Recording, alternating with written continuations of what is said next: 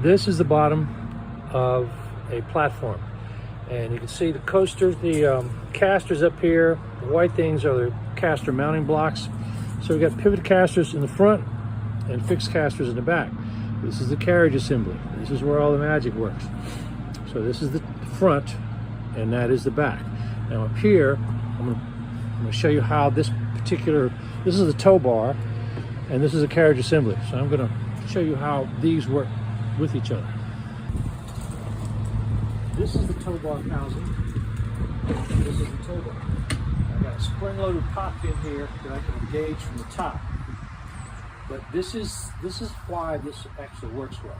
So the tow bar is going to have at least 2 hinges in it, and possibly sometimes 3, depending on what the customer actually needs. This is what connects the platforms together, and this also allows for some optional things to happen. When you're in transit, this is the tow bar top plate. This is connected to the platform in front of it. When you're transporting from one warehouse to another, this is the setting you want. And this is going to make the platforms about 1 inch apart. When it's time to unload them, if you need to come straight out, you don't have to do anything. If you have the warehouse space to bring 12 of these platforms out at one time, great. You can empty the whole trailer for that row in about 30 to 60 seconds. If you need to come out and turn around a corner, you want to engage in this particular hole. Now, the tow bar, inside the tow bar housing, I've got some metal plates in here that stop this from going too far in either direction. Right now, this is a 10-degree left and 10-degree right, and I can change those to give it even more. The larger the range of degrees this can move, the shorter distance you can actually turn the corners in. With a 10-degree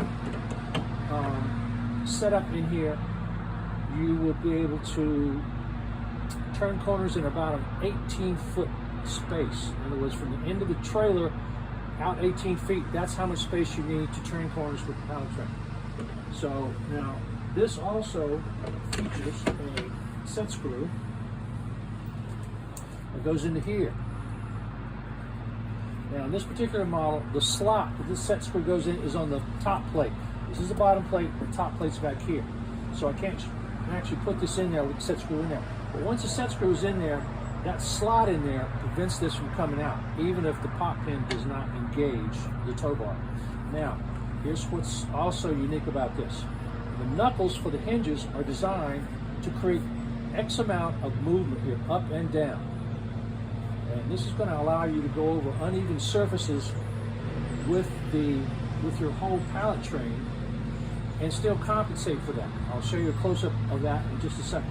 So this is the meat and potatoes of the whole system right here. This is what our main focus is. All this other stuff on here, these are options.